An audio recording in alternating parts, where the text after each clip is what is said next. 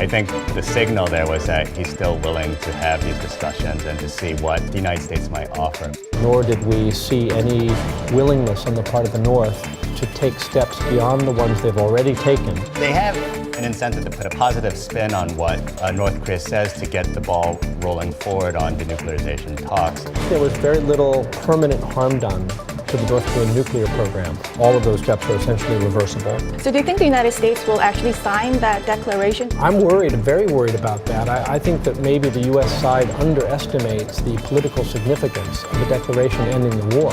From the Voice of America, this is Washington Talk. Hello and welcome to Washington Talk. I'm Eun-jung Cho. South Korea sent a special delegation to the north to help reinvigorate the stalled denuclearization talks. But North Korean leader Kim Jong-un only reiterated his previous position, that he is willing to denuclearize, but it is the U.S.'s turn to make a concession and sign the end-of-war declaration. Today, we will discuss the results of the South Korean delegation's trip to Pyongyang.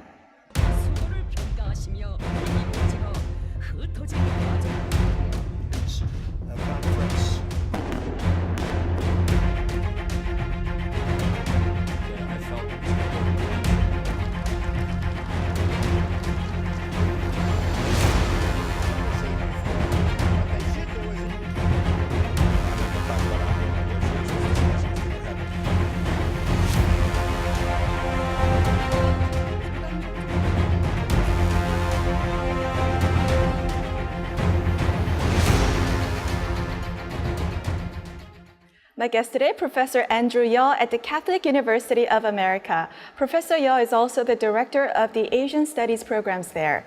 Also joining us today, Mr. Frank Jannuzi, president of the Mansfield Foundation and former advisor to the Senate Foreign Relations Committee. Welcome to the program. Good to be here. Thank you for having us. Chairman Kim said that he wants to denuclearize during President Trump's first term in office, but National Security Advisor John Bolton recently said that Chairman Kim told President Moon of South Korea when they met at Panmunjom for the Inter-Korean Summit that he will denuclearize within 1 year. So is now North Korea backtracking on its commitment?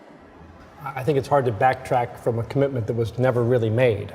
The North Koreans have repeatedly said that they aspire to live on a nuclear-free Korean peninsula. They want a denuclearized North and South Korea, but they've been very vague about timelines, about what denuclearization really means. And so I don't see this as backtracking so much as the North still refusing to be pinned down, either on a timeline or on the really difficult first concrete steps toward denuclearization. And it's pretty clear that they now think they've done enough of the preliminaries, and it's the U.S. turn to move next. Mm-hmm. Andrew? Right, I almost believed it was Bolton's interpretation that perhaps the North Koreans would denuclearize within 1 year, and it seems almost nonsensical to believe that. So they haven't really backtracked if that commitment wasn't made. I think North Korea still wants to engage, wants to discuss denuclearization, so they haven't backtracked on that end. I think what is of concern is whether it goes back to this idea of whether North Korea is serious or not about really giving up its nuclear weapons. Mm-hmm. So just to clarify what Ambassador Bolton said, that 1 year mark, that was what South Korean officials told Ambassador Bolton. So is South Korea sugarcoating North Korea's messages and exaggerating North Korea's intentions, do you think? They have an incentive to put a positive spin on what North Korea says to get the ball rolling forward on denuclearization talks.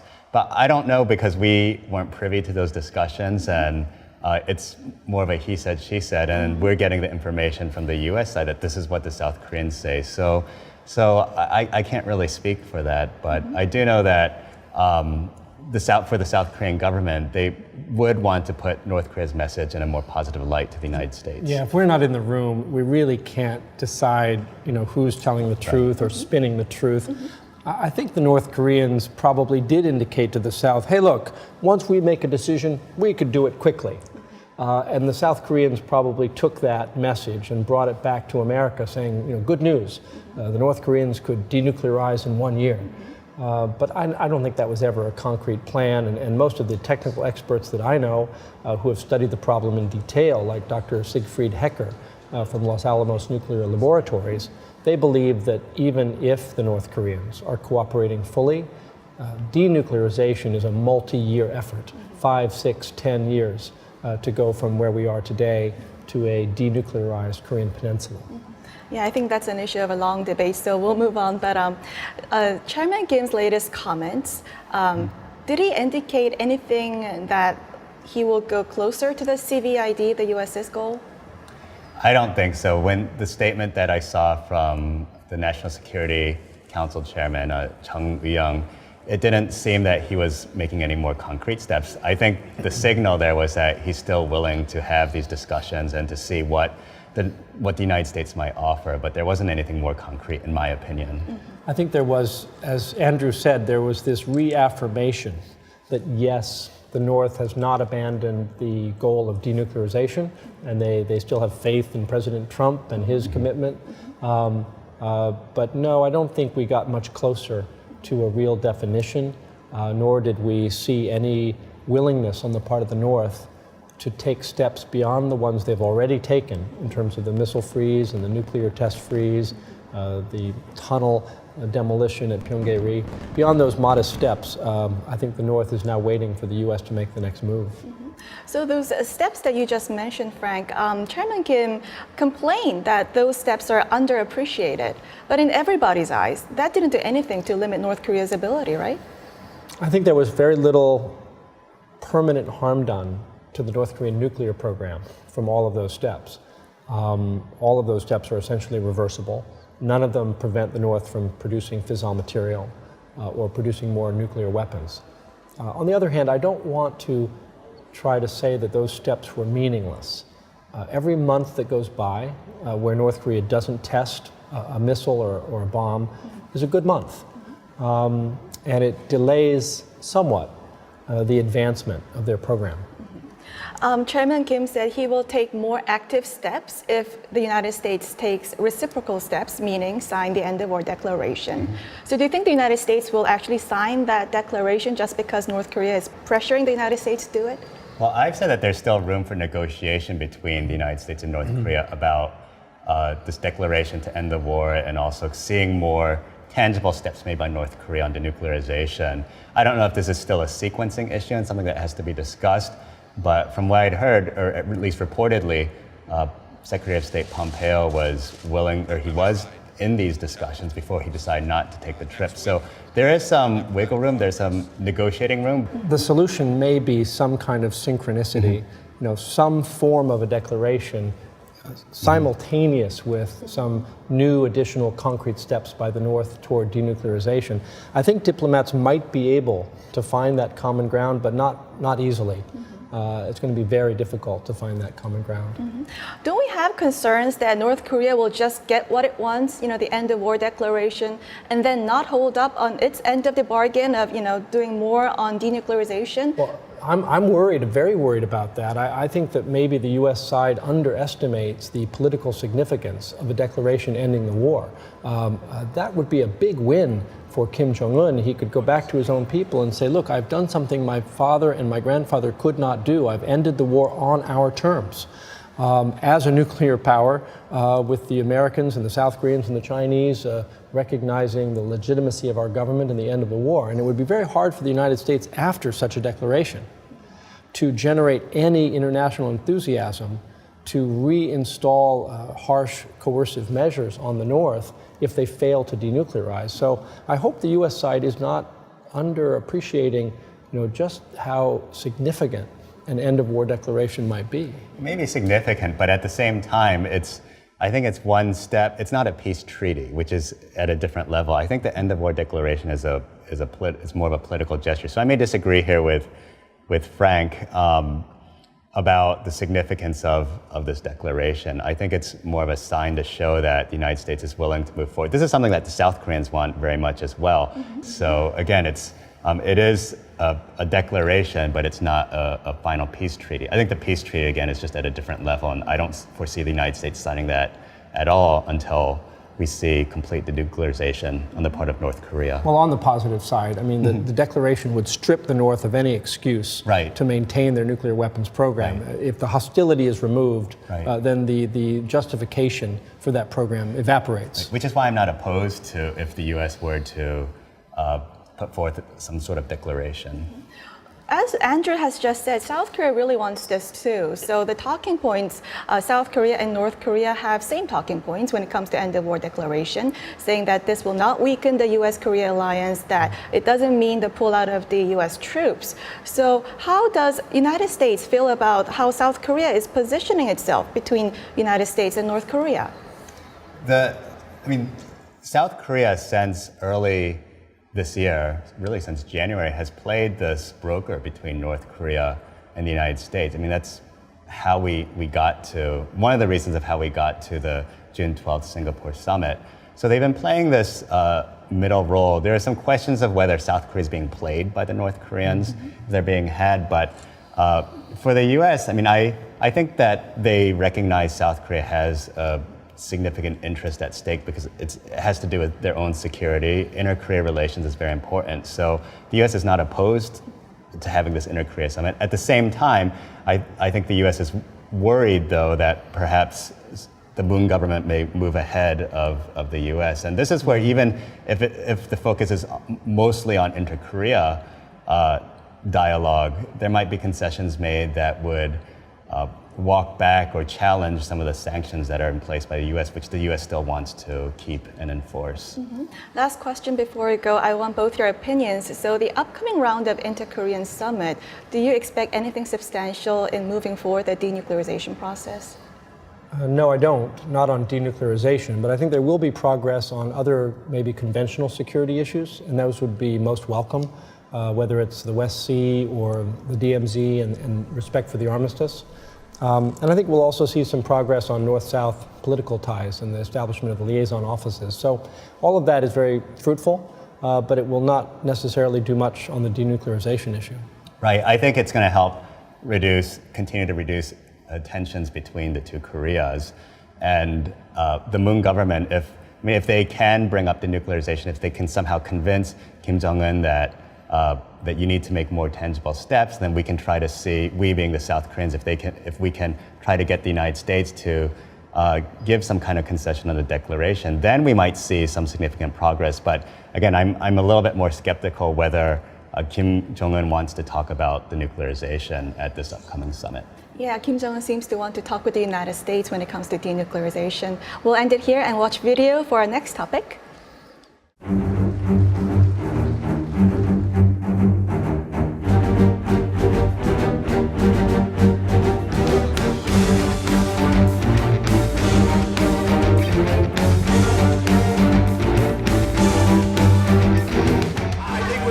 With North Korea, we'll have to say, I think part of the North Korean problem is caused by our trade disputes with China.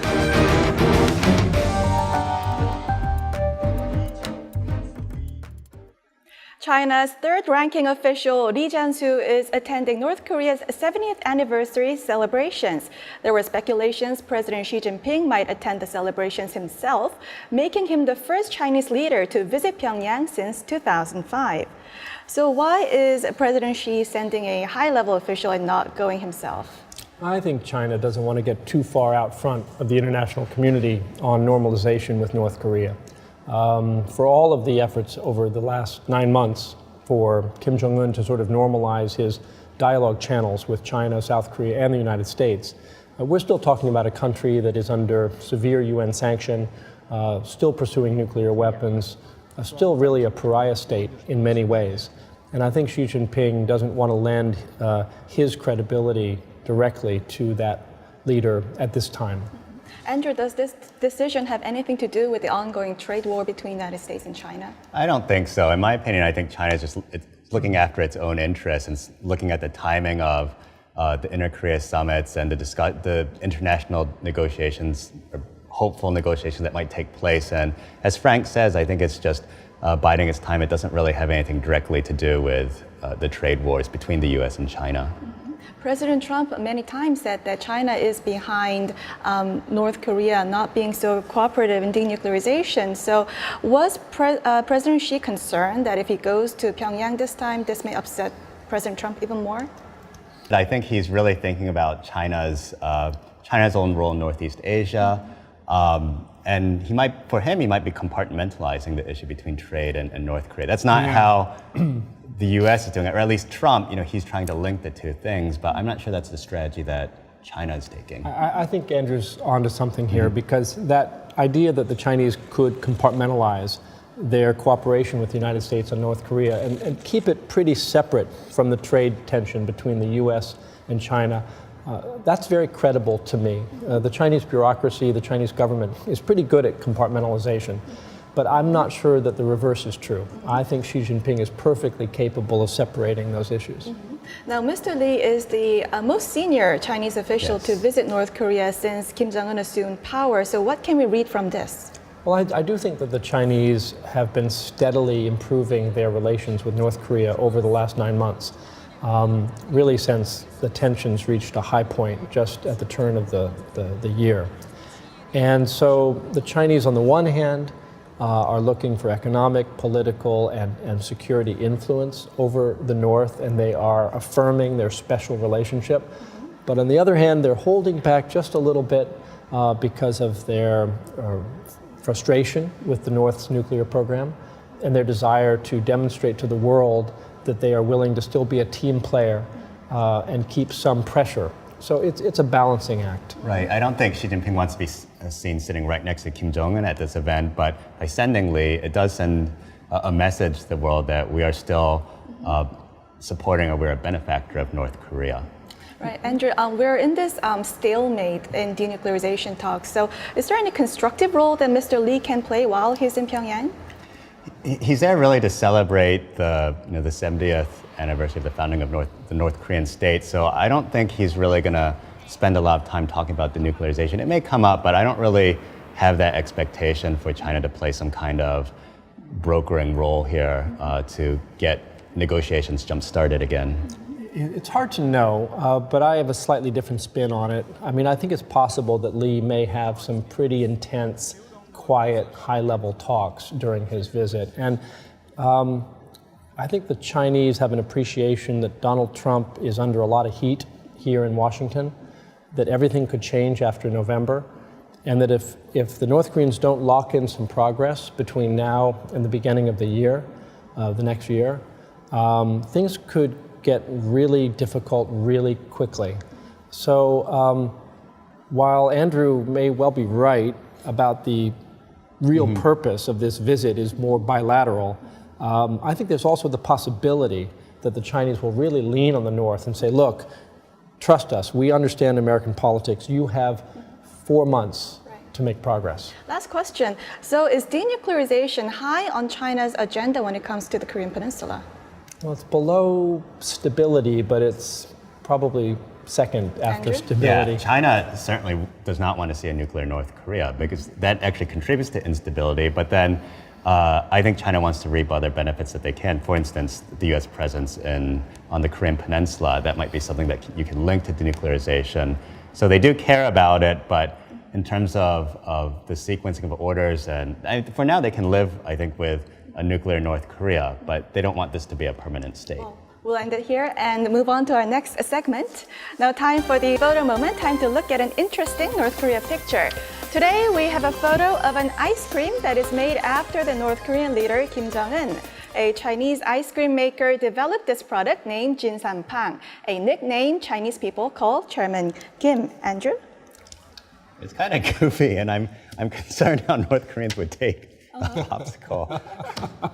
It does really look funny, so I have to admit. But The hair has got a Trump quality to it. yeah, actually I didn't notice. It's more that. of a hybrid. It could be a little bit looks of more like South Korean singer Psy. Psy. Psy. Yeah. It is quite funny eating a popsicle of Kim Jong-un, but You yeah, won't- you won't I think see those Trump- on the streets I of think Pyongyang. I think Frank's really astute here, though. The hair is this a fusion of Kim Jong-un with the Trump hairstyle, portending maybe another meeting? Who knows? Frank, you want to add? Oh, I think Andrew said it all. I want to know who has the franchise rights for this in the United States. A Chinese maker. Well, that's all the time we have for today. Frank, Andrew, thank you for joining us. Thank you. Thank you. Thank you. And this was Washington Talk from the Voice of America, and I'm Eunjang Cho. Thank you for watching.